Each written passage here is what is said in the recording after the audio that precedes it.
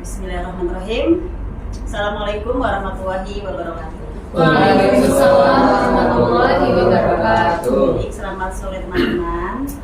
Terima kasih sudah berkenan menghadiri kegiatan diseminasi saya kali ini, yaitu tentang budaya positif. Ini merupakan tugas modul 1.4 program kegiatan guru penggerak. Baik, ini terkait budaya positif. Sebelum dimulai, kira-kira yang terbersit di benak teman-teman itu apa? Budaya, kalau bicara tentang budaya positif. Kalau datang ucap salam.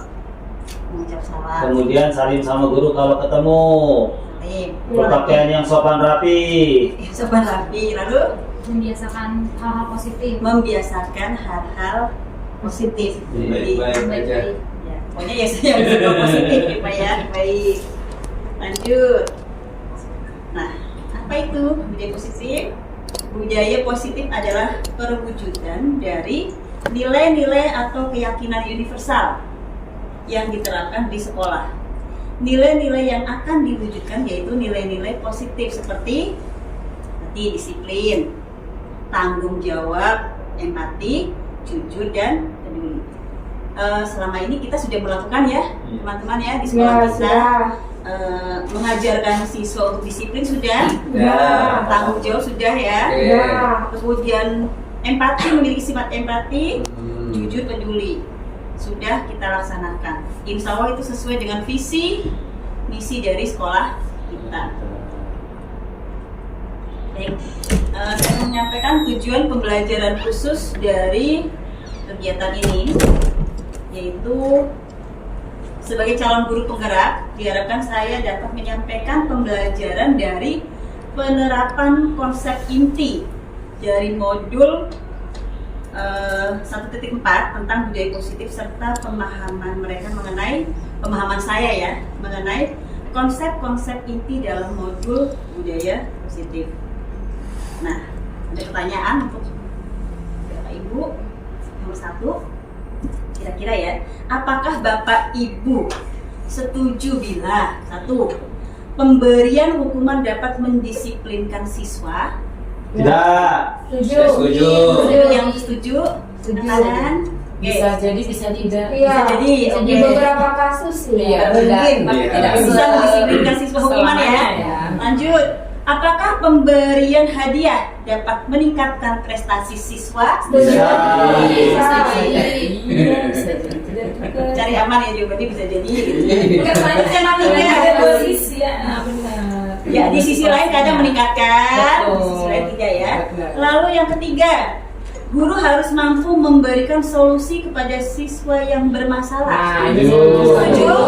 Ya, sebagai guru kita harus bisa ya memberikan solusi jika murid-murid kita memiliki masalah. Ya, baik terkait dengan masalah akademis maupun ya kepribadian ya. Lanjut. Yang keempat, guru berperan sebagai teman kepada siswa. Tidak. Bisa jadi. Yang setuju. Coba. Bisa jadi kondisi ya. Bisa jadi teman, bisa jadi orang tua, kan bisa gitu. Oke, ya kadang bisa menjadi teman, kadang bisa menjadi orang tua. Tergantung situasi ya Pak ya. Bisa jadi musuh juga. Musuh bisa? Musuh bisa. Kalau sudah kaitannya dengan tagihan tugas. Ya, betul. Musuh itu menjelang PTS sama PTS. Oke, lanjut. Nah, ini adalah konsep inti yang akan dibahas pada kesempatan kali ini, yaitu konsep inti budaya positif. Yang pertama adalah tentang disiplin positif, kemudian motivasi perilaku manusia, yang ketiga keyakinan kelas, berikutnya adalah kebutuhan dasar manusia, posisi kontrol restitusi, dan segitiga restitusi. Jadi ada 6 pembahasan kali ini. Oke, selanjutnya coba buka ya. Silakan berpasangan. Ada yang menjadi A, ada yang menjadi B. Silakan. Boleh ke samping, boleh depan belakang. Depan belakang ya. Berarti nanti bisa Pak Adrian Iya, dengan Pak Andre, silakan. Pak Adrian dengan Pak Andre. Ya. Pak Reza dengan Bu Yakti. Kita dengan Ya. saya. Berarti ada yang berperan sebagai A dan B, tentukan. Yang A siapa? Yang Depan A. A, belakang B. Ya. Depan A, belakang B. Silakan Pak Adrian. Yang A yang berperan sebagai A, silakan kepalkan tangan. Saya A B. B. Oke. Oke. Yang A mengepalkan tangan. Iya, yang A sudah mengepalkan tangan. Nah, Ya. bayangkan yang Anda kepal adalah, yang Anda genggam adalah sesuatu yang sangat berharga bagi kehidupan Anda. Ya, tugas si B adalah mencoba dengan segala cara supaya si A mau membuka kepalan tangannya. Bisa dengan cara menghardik, ya, buka nggak, kan? Atau mengintimidasi, merayu, menggoda, bahkan menggelitik, ya, atau menawarkan uang supaya si A mau membuka kepalan tangan. Silakan. Waktunya 30 detik. Bukan dari kasih saya nih. Silakan. Jadi sampai jadi juga ini. Ayo. Ayo. Buat pelipitnya apa ya? Terus? 30 sekarang gantian. Sekarang gantian posisi. Enggak mau. Enggak mau. Sekarang ganti posisi. Bukan Pak. Kasihnya berapa nih? Oh, ini mau. Oke. Buka tuh, buka. Oke. Enggak mau. Sudah. Sudah? Sudah? Oke. Oke, baik, sekarang apakah tadi yang sebagai A mau membuka kepalan tangannya? Tidak. Saya Kak. Yang membuka siapa? Kita dan kita dan Bu Yasmin membuka. Dikit. Baik. Bu Gita, alasannya apa kenapa membuka? Karena diiming-imingi. Diiming-imingi? Ya. Hadiah 5 miliar. 5 miliar. Oke. Bu Yasmin sedikit, tapi kan tetap berarti mau membuka ya? Alasannya? Tinggal dipikir. Hah? Saya Tiga? yang saya bayangin pegang ATM pesawat. Jadi mikirin solusinya. Dilepas tapi udah dilogin gitu ya. Oke. Nah, yang sebagai B, yang mengepal, kita mengepal. Yang A, nanti yang A dulu yang A. Oh, yang apa? Ah, Siapa? betul. Iya, kenapa apa? Ya. Iming-imingnya kurang menarik, saya udah punya. Oke, kurang menarik ini. Ada lagi yang A? Yang A? Siapa lagi? Pak Reza? Apa B? bedanya tuh? Pak Reza atau Pak Reza A, iya. Tadi gimana? Enggak mau buka. Oh, tidak mau membuka. Tetap buka walaupun sudah diiming-imingi. Iya, mau dikasih teko tak mau. Tidak mau. Oke. Dia nggak mau. Oke, sekarang lanjut yang B. Yang membuka. Yang berperan sebagai B tadi membuka kepalan tangan. Nggak ada. Enggak. Oh, semuanya menggenggam. Iya. Alasannya apa? Bisa disampaikan Bu Yukti? Alasannya pengen enggak. Alasannya karena sesuatu yang berharga ya, jadi harus Saling dipertahankan. dipertahankan. Bu Novi? Kurang godaannya. Kami ini doang. Bu Nurul? Harus buka dong, Bu. Kurang juga. Pengen buka. Pak Roni? Dibuka. Pak Roni membuka? Iya. Kenapa Pak Saya Roni? siti kotak, saya mau buat besok pagi. Oh, berarti Pak Roni terpengaruh ya dengan iming-iming. Nah, sekarang yang ketiga nih. Dalam kegiatan yang tadi ya, sesungguhnya siapa yang memegang kendali atau kontrol untuk membuka dan menutup kepalan tangan? Kita sendiri. Iming-iming. Siapa? Yang apa mengendalikan? Diri sendiri. Diri sendiri. Itu ya termasuk dalam apa kontrol diri ya. Berarti motivasi internal. Nah, sendiri ya, tentu kita sendiri yang memegang kontrol atas kepalan tangan kita. Apakah kita membuka atau menutup kepalan tangan kita, itu tergantung pada diri kita masing-masing sesuai dengan kebutuhan dasar kita pada saat itu. Ada yang mau membuka biasanya dengan alasan berarti dia sudah memberikan kesempatan orang lain untuk mengontrol dirinya, begitu ya. Lanjut.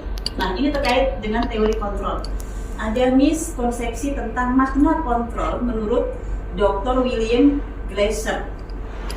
Yang pertama, miskonsepsi yang pertama. ilusi bahwa guru mengontrol murid. Ya, pada dasarnya kita tidak bisa memaksa murid untuk berbuat sesuatu kalau murid tersebut memilih untuk tidak melakukannya. Seperti tadi yang digambar tangan ya, kita nggak bisa maksa. Ya, walaupun katanya guru sedang mengontrol perilaku murid, hal demikian terjadi karena murid sedang mengizinkan. Tadi seperti Bu Yasmin, dikit aja berarti kan sudah mau mengizinkan nih, ya, mengizinkan untuk dikontrol ya. Teori kontrol menyatakan bahwa semua perilaku memiliki tujuan, bahkan terhadap perilaku yang tidak disukai. Itu miskonsepsi yang pertama. Miskonsepsi yang kedua, ilusi bahwa semua penguatan positif, efektif, dan bermanfaat. Ya, penguatan positif atau bujukan tadi ya, yang iming-iming adalah bentuk-bentuk kontrol. Segala usaha untuk mempengaruhi murid agar mengulangi suatu perilaku tertentu adalah suatu usaha untuk mengontrol murid tersebut. Ya, dalam jangka waktu tertentu, kemungkinan murid tersebut akan menyadarinya dan mencoba untuk menolak bujukan kita, atau bisa jadi murid tersebut menjadi tergantung pada pendapat sang guru untuk berusaha. Itu miskonsepsi yang kedua. Miskonsepsi yang ketiga, ilusi bahwa kritik dan membuat orang merasa bersalah dapat menguatkan karakter. Ya, menggunakan kritik dan rasa bersalah untuk mengontrol murid menuju pada identitas gagal. Mereka belajar untuk merasa buruk tentang diri mereka. Mereka mengembangkan dialog diri yang negatif. Ya, kadangkala sulit bagi guru untuk mengidentifikasi bahwa mereka sedang melakukan perilaku ini, ya, karena seringkali guru cukup menggunakan suara halus untuk menyampaikan sesuatu negatif. Jadi semacam intimidasi, ya. Jadi terdengar halus tapi sebenarnya sedang mengintimidasi murid. Miskonsepsi yang keempat, ilusi bahwa orang dewasa memiliki hak untuk memaksa. Ya, banyak orang dewasa yang percaya bahwa mereka memiliki tanggung jawab untuk membuat murid-murid berbuat hal-hal tertentu. Apapun yang dilakukan dapat diterima, ya, selama ada sebuah kemajuan berdasarkan sebuah pengukuran kinerja. Nah, pada saat itu pula orang dewasa akan menyadari bahwa perilaku memaksa tidak akan efektif untuk jangka waktu panjang dan sebuah hubungan permusuhan akan terbentuk, ya, akibat tadi ya, paksaan-paksaan. Ya, tadi ya ada 4 miskonsepsi tentang makna kontrol menurut Dr. William Glasser.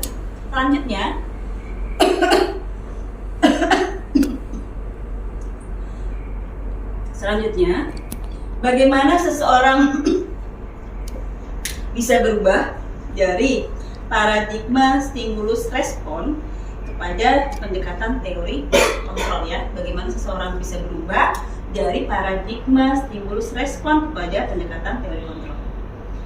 Nah, ini menurut Stephen R. Covey dalam Principle Center Leadership tahun 91 mengatakan bahwa bila kita ingin membuat kemajuan perlahan, sedikit-sedikit ubahlah sikap atau perilaku Anda. Namun, bila kita ingin memperbaiki cara-cara utama kita, maka kita perlu mengubah kerangka acuan kita, ya.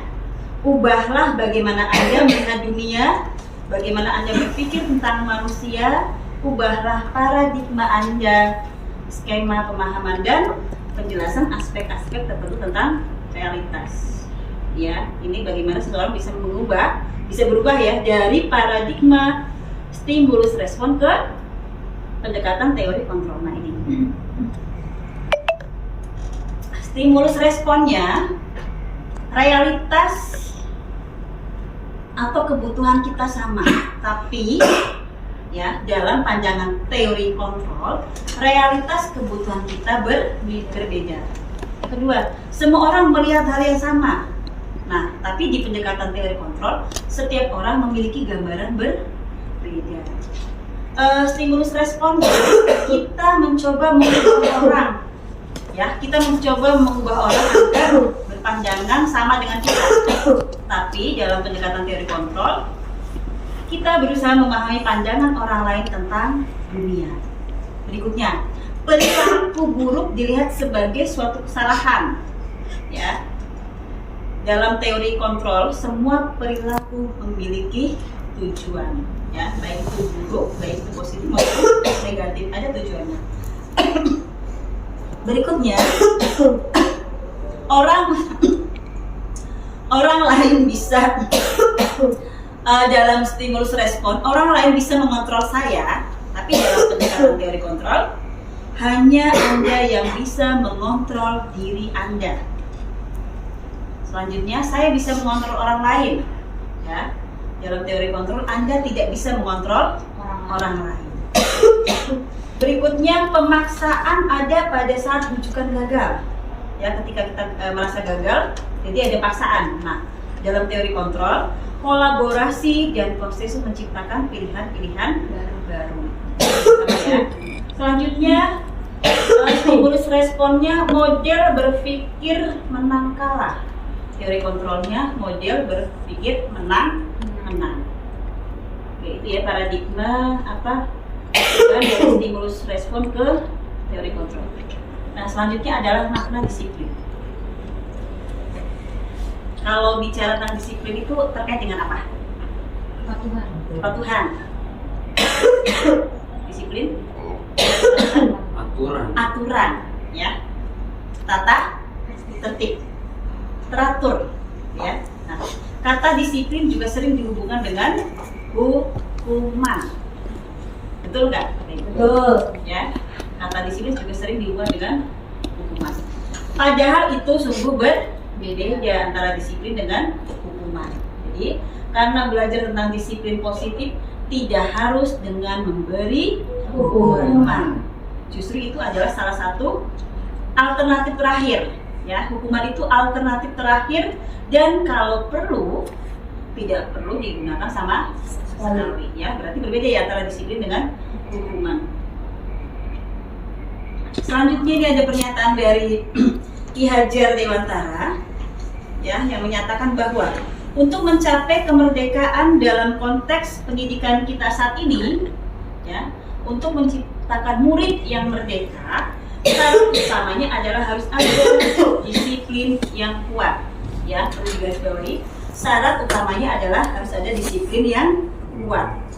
Disiplin yang dimaksud menurut Ki Hajar Dewantara adalah disiplin diri yang memiliki motivasi internal. Ya, jika kita tidak memiliki motivasi internal, maka kita memerlukan pihak lain untuk mendisiplin kita atau motivasi eksternal. Seperti yang tadi ya, teman-teman, genggaman. Ketika membuka genggaman berarti ini memerlukan orang lain untuk mendisiplinkan kita, mengizinkan orang lain ya untuk masuk mengontrol kita. Berarti motivasi eksternal. Nah, selanjutnya Ki Hajar Dewantara dan Diani Gosen mengartikan disiplin sebagai bentuk kontrol diri. Jadi Ki Hajar Dewantara dan Diani Gosen ini sependapat ya, pernyataannya sama bahwa disiplin itu adalah bentuk kontrol diri, yaitu belajar untuk kontrol diri agar dapat mencapai suatu tujuan mulia. Nah, tujuan mulia di sini mengacu pada nilai-nilai atau prinsip mulia yang dianut seseorang. Kita namakan nilai-nilai tersebut sebagai nilai-nilai kebajikan. Nah, sekarang selanjutnya adalah motivasi perilaku manusia. Menurut Diana Gosen menyatakan ada 3 motivasi perilaku manusia. Yang pertama, ini adalah motivasi dengan tingkatan paling rendah, paling bawah. Walaupun posisi di sini paling atas ya, tapi motivasi tingkatan paling rendah, yaitu motivasinya adalah untuk menghindari ketidaknyamanan atau hukuman. Motivasinya. Terus yang kedua, tingkatannya berarti nomor 2 ya, dari bawah nomor 2 untuk mendapatkan imbalan atau penghargaan dari orang lain. Kayak tadi kita mau membuka genggaman, ada yang membuka, oh karena diiming-imingi, berarti motivasinya yang nomor 2 atau karena dipaksa, ya saya tidak nyaman, berarti karena untuk menghindari ketidaknyamanan. Nah yang ketiga, untuk menjadi orang yang mereka inginkan dan menghargai diri sendiri dengan nilai-nilai yang mereka percaya. Nah, teman-teman, Bapak Ibu nih ya, kan mengajar di sini sampai sore. Kira-kira motivasinya apa? Tiga-tiganya? Motivasi yang mana? Yang pertama, apakah untuk menghindari hukuman? Tidak ya? Dihukum. Hukum potong gaji. Atau dipotong gaji. Atau karena iming-iming imbalan. Ya, karena kita digaji. Iya, Nah, itu adalah iya. motivasi yang kedua. Yang ketiga, pasti? Nah, Iya. iya juga. Makanya ya, masa Pak. udah sekolah tinggi-tinggi nggak diaplikasikan gitu. Nah, betul. Jadi nilai-nilai yang mereka percaya yang ketiga. Nah, biasanya kalau kita kaitkan dengan murid-murid kita, ya, contohnya kemarin waktu mabit, ada yang ikhlas ikut mabit, ada yang terpaksa, ada yang gak semangat karena ada iming-iming berupa poin prestasi ya dari penanggung jawab mabit. Itu ya, jadi ada yang terpaksa, berarti ketidaknyamanan atau hukuman, kok kena poin, ya kan? Kalau tidak mengikuti kegiatan itu berarti dapat poin, ya. Berarti motivasinya yang poin. Terus yang kedua ada karena motivasinya Mendapat poin. iya mendapat poin prestasi. Kira-kira ada nggak dari murid-murid kita yang motivasinya ketiga? Ada ya? Ada rasa senang, ya kan? Bertemu dengan teman-teman, lalu ingin memperoleh informasi, ya kan? Ilmu. Pasti ada ya. Oke, itu 3 motivasi perilaku manusia. Selanjutnya adalah hukuman. Hukuman itu bersifat tidak terencana, ya, atau tiba-tiba. Kita hukuman dadakan.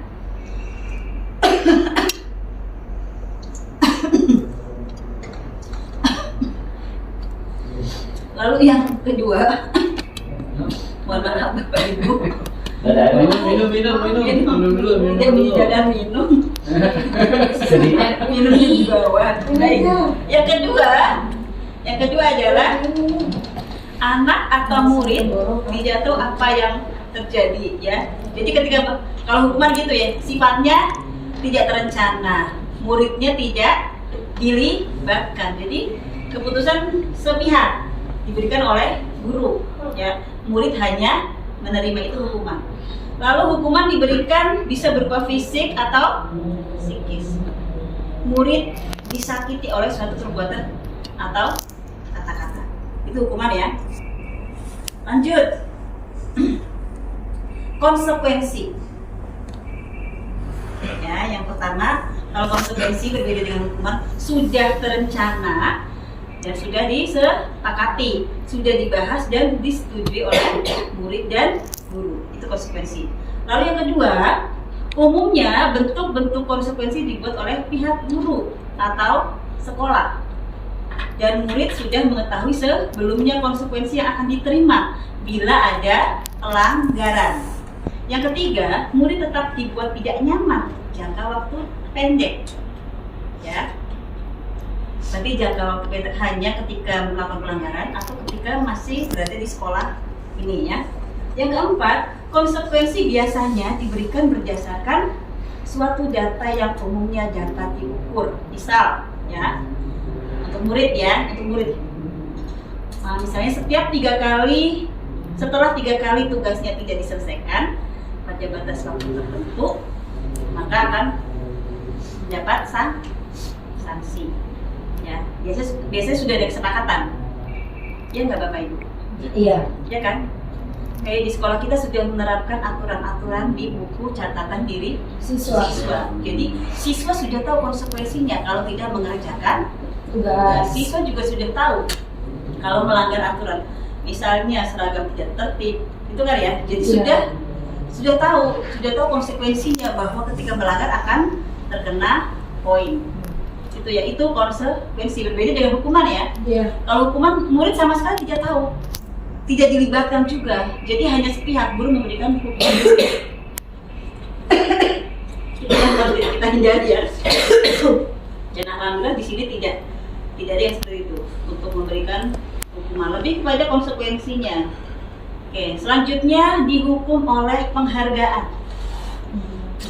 Ya, ini dilema juga nih, penghargaan kok menghukum. Karena apa? Bersifat jangka penghargaan. Merusak hubungan penghargaan. Yang ketiga, mengurangi ketepatan penghargaan. Yang keempat, menurunkan kualitas penghargaan. Yang kelima, mematikan kreativitas. Itu empat dilema penghargaan sebagai hukuman. Selanjutnya adalah keyakinan kelas. Keyakinan kelas sebenarnya kita sudah melaksanakan ya sekolah kita. Setiap tahun ajaran baru biasanya wali kelas itu membuat kesepakatan di kelas tentang aturan-aturan kelas. Nah, namanya keyakinan kelas ya. Nah, sebelum tentang keyakinan kelas, ada pertanyaan nih teman-teman ya. Mengapa ada peraturan kalau menggunakan motor harus menggunakan helm? Mengapa?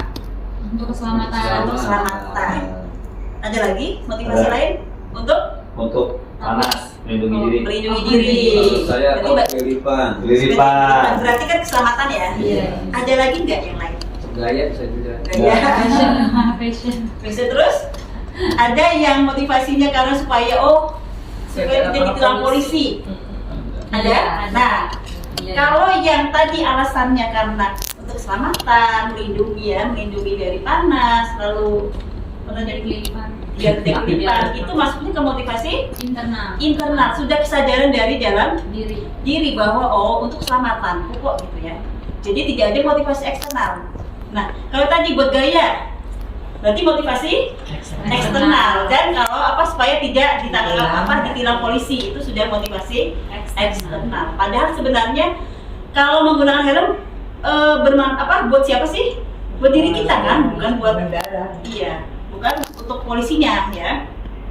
Selanjutnya yang kedua, nah mengapa kita ada aturan saat pandemi kemarin nih? Mengapa harus menggunakan masker dan mencuci tangan setiap saat? Mengapa? Ya, untuk selamat ya. Untuk selamat. Terus masker, cuci tangan supaya bersih dari kuman karena waktu untuk melindungi orang lain juga. Melindungi orang lain. Lebih tepatnya untuk menjaga kesehatan ya. Jadi tadi poin keselamatan dan kesehatan, dua-duanya adalah motivasi internal. Begitu minumannya. iya gatal nanti. Maaf ya. Nah, saya minum dulu ya. Mari Bu.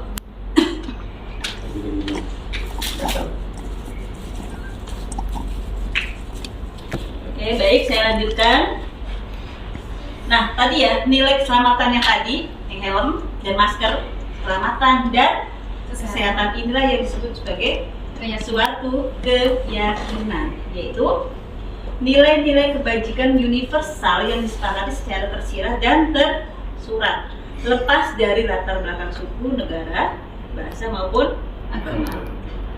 Nah, nilai-nilai kebajikan bahwa menekankan pada keyakinan seseorang akan lebih memotivasi seseorang dari tadi ya, motivasi internal.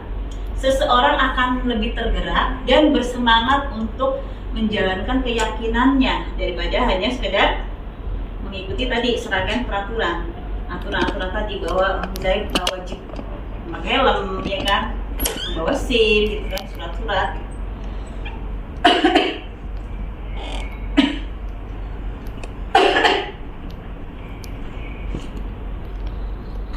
Dan ini adalah keyakinan kelas yang sudah saya terapkan di kelas saya, di kelas 9A, sudah saya lakukan.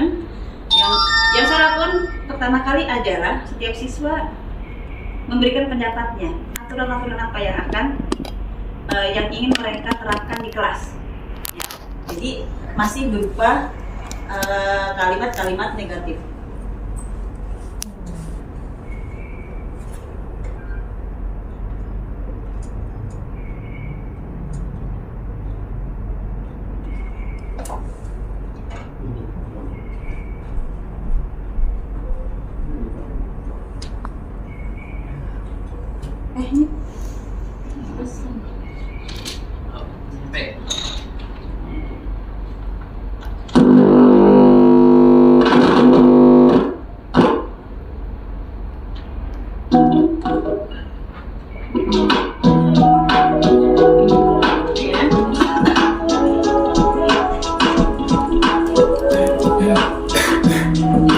Ini pendapat dari guru di kelas 9 saya tulis ya.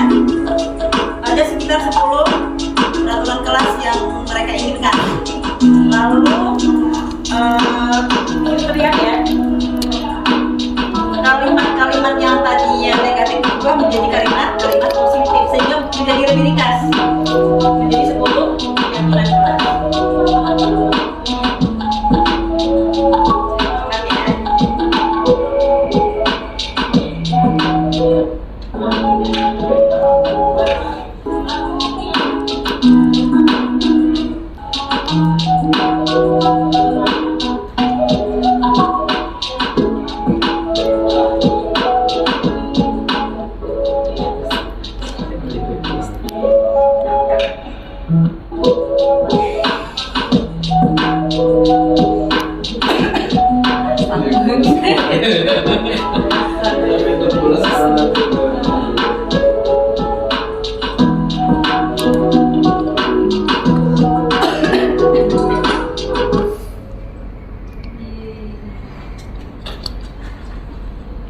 Selanjutnya adalah kebutuhan dasar manusia. Ya, ada 5 kebutuhan dasar manusia. Yang pertama, kebutuhan untuk bertahan hidup. Kemudian, kebutuhan akan kasih sayang dan merasa diterima. Yang ketiga, kebebasan. Kemudian, kesenangan dan kepuasaan.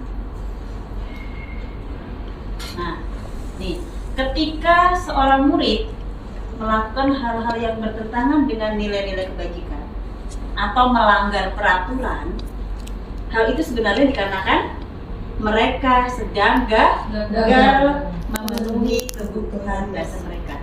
Jadi sebenarnya ketika murid kita nih melakukan pelanggaran peraturan, ada kebutuhan dasar yang tadi 5 tadi ya, yang belum terpenuhi.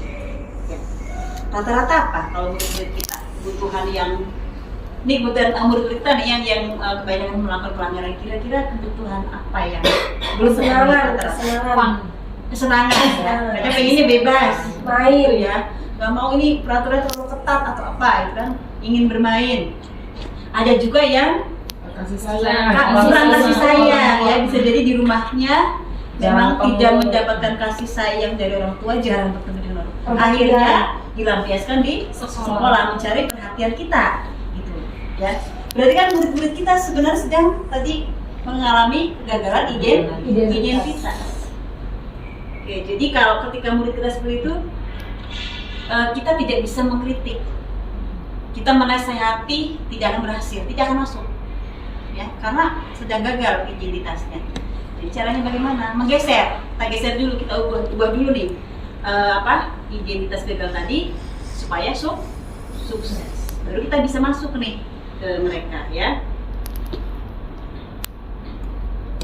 Nah, ini terkait dengan 5 tadi kebutuhan dasar ya. Sekarang 5 posisi kontrol. Ada 5 posisi kontrol kita sebagai guru dalam menangani siswa ya. Yang pertama, posisi sebagai penghukum. Lalu yang kedua, sebagai pembuat merasa bersalah. Yang ketiga sebagai teman. Yang keempat sebagai pemantau, yang kelima sebagai manajer. Ini 5 posisi kontrol. Kita dengarkan dulu penjelasan dari video berikut.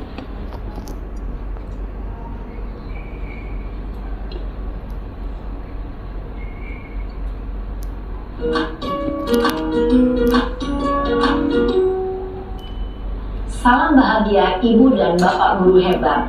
Dalam penerapan disiplin positif restitusi, salah satu program yang dikembangkan adalah 5 posisi kontrol. 5 posisi kontrol dalam restitusi adalah proses perjalanan seorang pendidik agar dapat mengenali dirinya. Pada video kali ini, kita akan membahas tentang 5 posisi kontrol yang dikembangkan oleh Diane Dawson dan contoh penerapannya.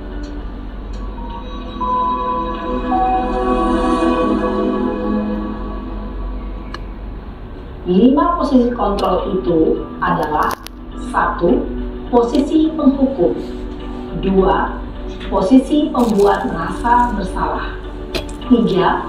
Posisi teman, 4. Posisi pemantau atau monitor, dan 5. Posisi manajer. Untuk lebih memahami kelima posisi tersebut, mari kita saksikan kasus Naren yang terlambat hadir 20 menit di sekolah dan melihat bagaimana kelima posisi kontrol dalam menghadapi masalah tersebut.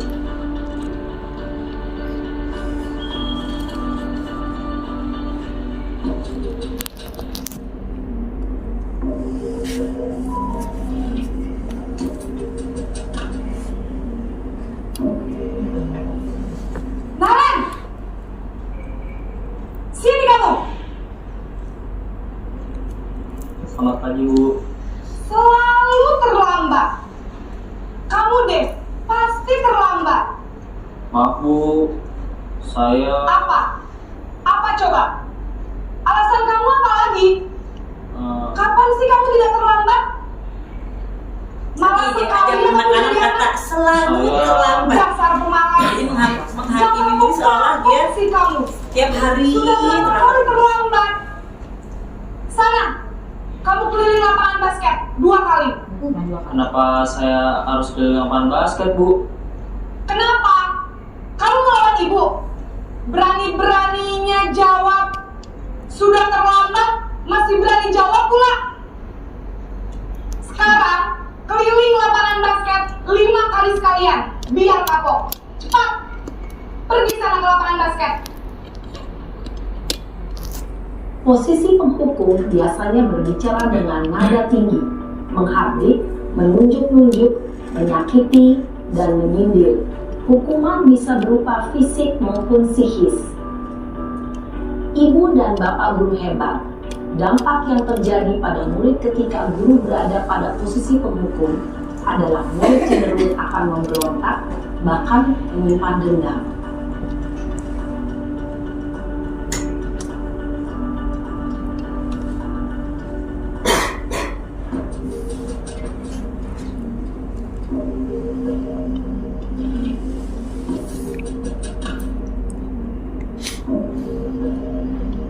Naren!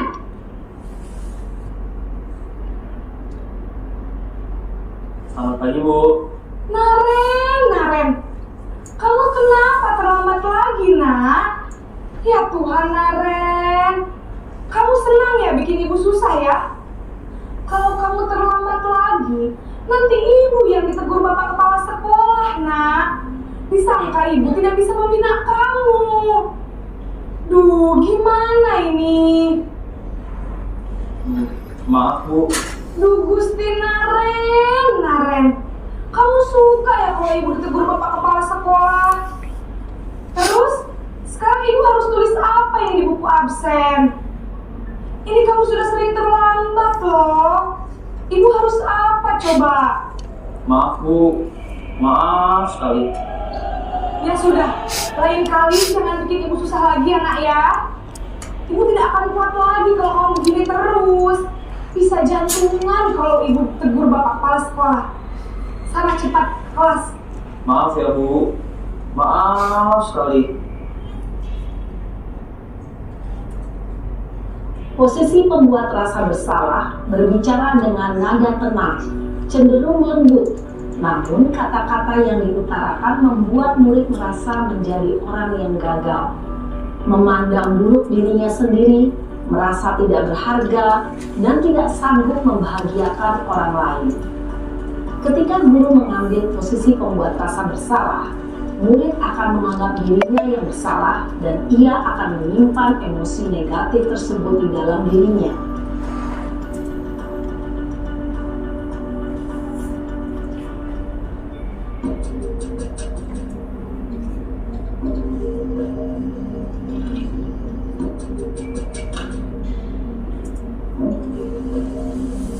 Naren!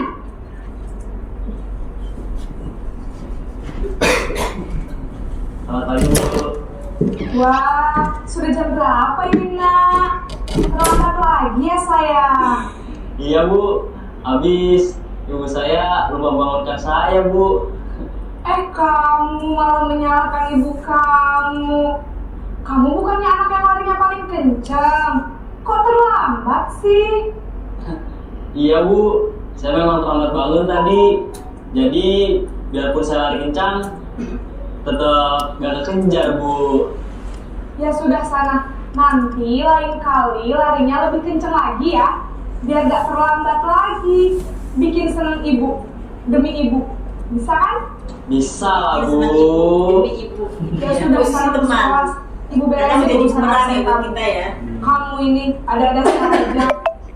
Tuh, absen ditutupi. Dalam posisi teman, guru berbicara dengan nada suara ramah, akrab, cenderung bergurau untuk menjaga suasana tetap santai.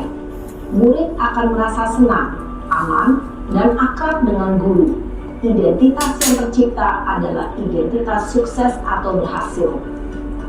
Namun, perlu diingat, karena ini masih dorongan eksternal, maka ada faktor ketergantungan dari murid kepada orang tertentu. Di sini, guru absennya, sehingga di lain waktu, murid bisa berperilaku baik, namun hanya kepada orang-orang tertentu saja.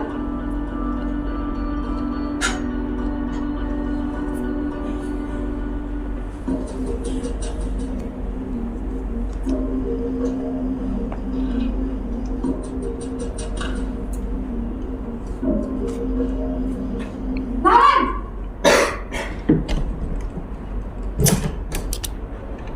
Selamat pagi Bu. Naren, apa peraturan sekolah kita tentang jam berapa kita harus masuk sekolahnya? Kita harus di sekolah jam 7 Bu. Iya betul, sekarang sudah jam 7.20. Naren sudah tahu konsekuensinya jika terlambat hadir. Paham Bu, saya harus tinggal kelas pas jam istirahat selama 20 menit. Iya benar, konsekuensinya demikian. Jadi nanti jam 9.30 pas istirahat, kamu harus tinggal di kelas, kerjakan tugas tambahan untuk ketertinggalan kamu, ya? Baik Bu. Posisi pemantau mengandalkan penghitungan atau data untuk mengontrol murid. Guru mengarahkan murid berdasarkan peraturan dan konsekuensi. Seorang pemantau menunjukkan bahasa tubuh dan ekspresi wajah yang datar dan cenderung formal.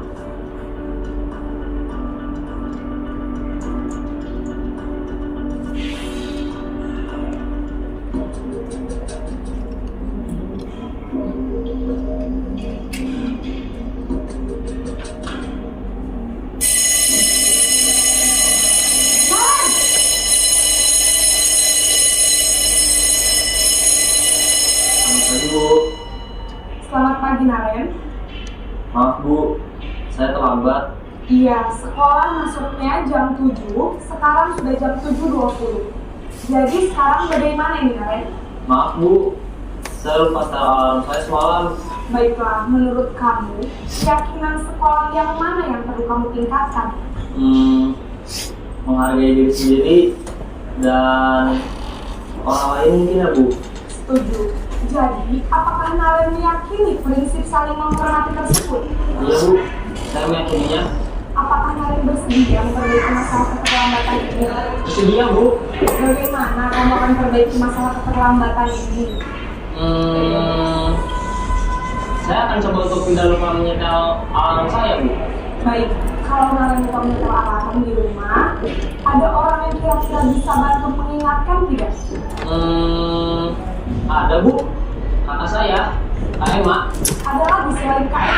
Selain Kak Emma, ada ibu saya. Baik, jadi yang mengingatkan Naren adalah Kak Emma dan ibu kalian. Kira-kira akan mulai set alarm kapan nih Naren? Setelah pulang sekolah, akan segera saya lakukan. Baik, jadi Naren akan setel alarm untuk bangun besok pagi dan akan diingatkan oleh kakak dan ibunya Naren ya. Ada lagi yang mungkin perlu dilakukan Naren agar tidak terlambat bangun lagi. Tidak ada, Bu. Baik Naren, terima kasih untuk kerjasama kami. Sekarang kamu perlu kembali ke kelas untuk belajar. Baik, Bu. Terima kasih. Posisi manajer adalah posisi kontrol yang disarankan untuk membimbing murid memiliki sikap disiplin yang positif, yaitu murid yang mandiri, bertanggung jawab, dan dapat memecahkan masalah. Tujuan dari posisi ini adalah agar murid dapat berefleksi atas tindakannya. Guru akan dengan tulus memberikan pertanyaan-pertanyaan bermakna, sehingga membuat murid dapat belajar dari kesalahannya dan mencari sebuah solusi untuk menyelesaikannya. Ibu dan bapak guru hebat, setelah mengamati adegan kelima posisi kontrol tadi, kira-kira posisi mana yang paling ideal? Posisi mana yang dapat menunjang motivasi intensif murid? Ya, tentu posisi manajer. Posisi ini memang posisi ideal yang ingin dituju setiap pendidik. Pada posisi inilah, guru dapat menerapkan disiplin positif yang berpihak pada murid, yang memerdekakan murid. Perjalanan seorang pendidik tentunya tidak mudah pasti, yaitu menciptakan murid-murid yang mandiri, merdeka, dan bertanggung jawab menerapkannya.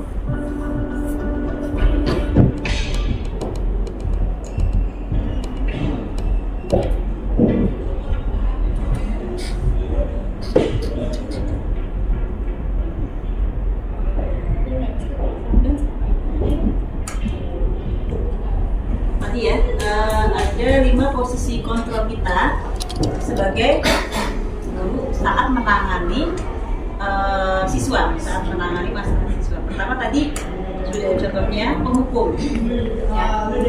Penghukum tadi ciri-cirinya nada suara tinggi, ya. Kemudian matanya melotot, terus menghardik, menunjuk-nunjuk. Nah, hasilnya apa? Dampak ke siswanya. Kalau kita posisi kita sebagai penghukum, murid akan menjadi takut kepada kita, kemudian dendam, ya. Bisa jadi saat itu dia menurut ke gurunya, tetapi dampak jangka panjangnya murid itu akan menjadi membenci gurunya. Posisi sebagai, lalu posisi sebagai pembuat merasa bersalah. Nah, ini memang terkesan guru itu ketika menangani siswa terkesan bahasanya halus ya. Kenapa kamu begitu, ya kan? Ibu kecewa sama kamu, halus memang. Tetapi dampak ke siswanya apa? Siswa jadi merasa bersalah, ya, merasa gagal. Oh ya, aku sudah bikin bu guru marah ya, bu guru sampai ditegur kepala sekolah ya, gitu. Dia rasa bersalah, ya. Nah, kadang-kadang sikap seperti lebih berbahaya dari posisi penghukum karena emosinya akan tertanam di dalam ya. Murid menahan perasaan ya, tidak seperti dengan guru menghukum. Kalau ketika posisi kita sebagai guru, ketika menghukum anak kan anak akan membantah kita, berani ya membantah kita. Oh enggak kok gini-gini, tapi ketika sebagai posisi kita sebagai pembuat rasa bersalah, murid tidak berkutik di depan kita. Adanya dia timbul rasa bersalah. Aku gini ya, kok aku mengecewakan guru aku ya. Itu pembuat rasa bersalah. Lalu posisi teman, memang ya kita ada kalanya tadi bisa memposisikan kita sebagai teman, orang tua gitu. Tetapi apa dampaknya? Murid itu akan menjadi bumerang buat kita, ya kan? Murid itu hanya akan patuh terhadap guru yang tadi. Menurut patuhnya hanya kepada guru itu, tapi kepada guru lain tidak. Ya, karena guru tadi yang dianggap teman bisa jadi tadi seperti contoh ya akan menutupi kesalahannya, jadi itu tidak mendidik sama sekali. Posisi selanjutnya adalah sebagai pemantau. Memantau berarti mengawasi. Nah, pada saat kita mengawasi kita bertanggung jawab atas orang yang kita awasi. Nah, di sini sebagai pemantau, nada suara itu datar, bahasa tubuhnya formal. Hasilnya murid memahami konsekuensi. Dia tahu ya konsekuensinya. Nah, pemantau. Dan sepertinya ini sudah kita lakukan di sekolah kita ya, mantap. Melalui apa? Tadi buku catatan, melalui buku catatan diri siswa. Nah, sebagai kita bisa memantau murid-murid kita melalui buku yang poin. Nah, yang terakhir, ini posisi yang paling ideal, ya, paling ideal yang diinginkan oleh pendidik, ya, karena posisi apa? Posisi di mana guru berbuat sesuatu bersama dengan murid, kemudian mempersilahkan murid mempertanggungjawabkan perilakunya. Nah, di posisi manajer inilah murid akan mempertanggungjawabkan perbuatannya berdasarkan motivasi intrinsik, kesadaran dari diri sendiri, bukan karena paksaan. Kalau tadi bukan paksaan ya, begitu. Ya, itu 5 posisi kontrol. Nah, terkait dengan ini, saya sudah menyiapkan di bawah meja. Meja teman-teman, silakan diambil. Sesuatu di situ diambil, silakan. Oke, Tadi udah ada. Oke. Silakan Bu Eni dibacakan. Oke, saya dapat bacaan. Ini jangan membantah, patuhi aturan saya atau awas. Mata melotot. Diancam, mengancam ya. Mengancam juga. Ini berarti posisi apa? Posisi penghulu. Oke, Bu Novi silakan. Ibu sangat kecewa sekali dengan kamu. Buat bersalah. Posisi membuat rasa bersalah. Bu Gita. Ya udah, kali ini nggak apa-apa. Nanti ibu bantu bereskan. Oke, teman.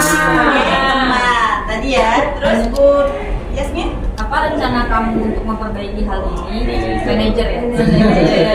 Oke, jadi memberi kesempatan ke siswa ya. Iya. Untuk tanggung jawabkan perbuatannya. Pak, Bu Yati? Nggak ada. Oh, nggak ada. Coba Pak Adrian. Satu lagi berarti ya. Oh, saya dapat lagi nih. Jika kamu meyakininya, apakah kamu bersedia memperbaikinya? Manajer. Ini posisi dia. Terus Ada lagi Bu. ada, silakan Bu Eni. Oke. Masih dulu saya. Ada 2. Saya banyak ada 3 Bu. Oh ini nih agak. Oke. Terlambat mau jadi apa kamu? Sebagai Ada lagi Bu. Banyak saya Bu. Bu, terlambat lagi. Pasti terlambat lagi. Selalu datang. Iya. Apa? Hukum. Ya. Ini sekarang apa nih? Sanksi apa konsekuensinya apa? Ayo. Sanksi atau konsekuensinya apa? Pemantau. Wow. Itu ya Bapak Ibu, jadi paham tentang posisi kontrol. Semoga kita bisa mencapai posisi yang ideal. Tadi sebagai manajer. Jangan lagi sebagai penghulu. Di poin yang keempat itu, manajer itu tetap harus juga menggunakan posisi teman maupun Memantau, Ya, supaya apa? Supaya bisa pendekatan ke anak. Tetap ya, ketika sebagai posisi manajer bisa menggunakan posisi teman dan memantau juga. Tapi itu jangan hukum. Ya, lanjut. Nah, sekarang segitiga restitusi. Restitusi adalah proses menciptakan kondisi bagi murid untuk memperbaiki kesalahan mereka. Nah, menciptakan kondisi bagi murid supaya murid mau memperbaiki kesalahan sehingga mereka bisa kembali pada kelompok mereka dengan karakter yang lebih kuat. Itu segitiga restitusi. Ini ya tahapan segitiga restitusi. Ada 3 tahapan. Yang pertama, jadi ketika kita menangani murid yang bermasalah, kita bisa terapkan nih segitiga restitusi. Yang pertama adalah kita stabilkan dulu identitas mereka yang tadi gagal. Jadi anak yang bermasalah berarti identitasnya gagal, sedang mengalami kegagalan. Kita stabilkan dulu, kita geser, ya, kita geser identitas mereka dari yang tadinya gagal menjadi identitas sukses. Supaya apa? Ini supaya anak merasa tidak dihakimi, tidak dipojokkan, ya. Jangan langsung misalnya nembak. Nanti kamu ini ya, kamu melanggar aturan, tidak, ya. Nanti anak malah tidak akan terbuka dengan kita, tidak akan mengakui kesalahannya, ya. Lalu tahapan yang kedua adalah validasi tindakan yang salah. Kalau identitas tadi sudah stabil, ya sudah masuk nih, sudah ada pendekatan ke anak, kita stabil kita validasi tindakannya. Nanti secara otomatis anak akan mengakui dengan sendiri perbuatannya, ya. Tanpa kita paksa, mereka akan mengakui kesalahannya. Itu validasi tindakan yang salah. Berikutnya yang ketiga, tahapan yang ketiga baru menanyakan keyakinan yang tadi sudah dirumuskan, ya. Kira-kira apa keyakinan tindakannya apa, bahwa tindakannya salah. Nah, nanti di tahapan terakhir kita tanyakan keyakinan apa nih yang sudah dilanggar, ya. Nanti dengan sendirinya anak akan menyebutkan keyakinan yang sudah dilanggar. Lalu kita akan memancing anak supaya mencari solusi konsekuensi dari tindakannya. Kira-kira bagaimana supaya si anak bermasalah ini mau memperbaiki kesalahannya, gitu ya. Namanya tahapan restitusi. Nah, ini tidak perlu ya. Ini adalah tahapan restitusi yang sudah saya simulasikan bersama dengan ini terkait dengan Bu Yasmin, ya. Waktu Bu Yasmin terkena bola dari ini terinspirasi. Katanya kalian main bola dari sekolah. Iya Bu, tadi saat kita pagi kami berdua main bola di depan koridor dan bolanya nggak sengaja kena kepala Yasmin saat Yasmin lewat. Oh, jadi kalian main bola di koridor, lalu bolanya main Yasmin, begitu? Iya Bu. Apa? Ada informasi lain yang kita lakukan? Kami nggak bermaksud melakukannya sih Bu, tapi nggak sengaja Bu. Apakah kalian sanggup apa yang sudah kalian lakukan ini sudah? Setuju. Iya Bu. Ibu memanggil kalian di sini, ibu tidak mau mencari siapa yang salah, tapi ibu hanya ingin mencari penyelesaian apa sama-sama cari penyelesaian. Kita sama-sama berpikir tentang apa yang bisa kita lakukan untuk memperbaiki situasi ini. Ibu yakin kok kalian pasti melakukannya karena ada alasan kan? Iya Bu. Iya. Pasti seru ya main bola di koridor. Iya Bu. Ya, ibu bisa lihat kalian merasa senang waktu kalian main bola di koridor, ya kan? Tetapi yang kalian lakukan sudah merugikan orang lain. Pertama, mengganggu adik kelas kalian yang sedang belajar, ya kan? Iya. Lalu, nanti bolanya mengenai kepala Bu Yasmin, sehingga akan ada masalah kan? Iya Bu.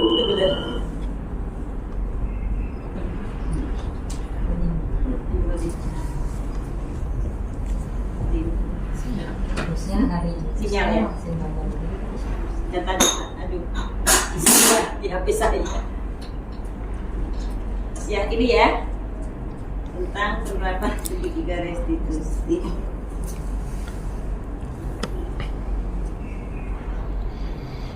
Nah, kira-kira di sekolah kita apakah sudah melakukan proses tadi tahapan restitusi?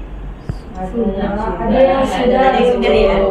Mungkin tanpa kita sadari kita sebenarnya sudah melakukan salah satu di antara tadi ya, segitiga restitusi. Baik,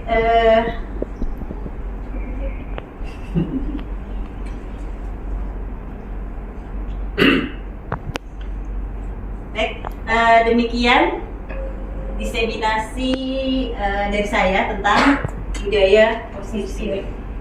Semoga dengan program ini, ya, dengan program pendidikan guru penggerak yang saya ikuti dan saya sudah mengimbaskan ke teman-teman, bisa bermanfaat. Ya, teman-teman kan sudah mendapat informasi ini, ya kan, bukan hanya dari saya, tapi dari teman-teman CGP yang lain. Dan mari sama-sama kita benahi, ya, kita benahi. Semoga kita bisa tadi, kalau dalam posisi kontrol kita bisa mencapai posisi yang ideal dalam menangani masalah dan menerapkan budaya positif di sekolah kita. Baik, terima kasih sekali lagi untuk teman-teman semua. Kita tutup dengan doa, dengan membaca hamdalah. Alhamdulillah. Doa kafaratul majelis. Subhanakallahumma wa bihamdika asyhadu an la ilaha illa anta astaghfiruka wa atubu ilaik. Demikian. Assalamualaikum warahmatullahi wabarakatuh. Waalaikumsalam.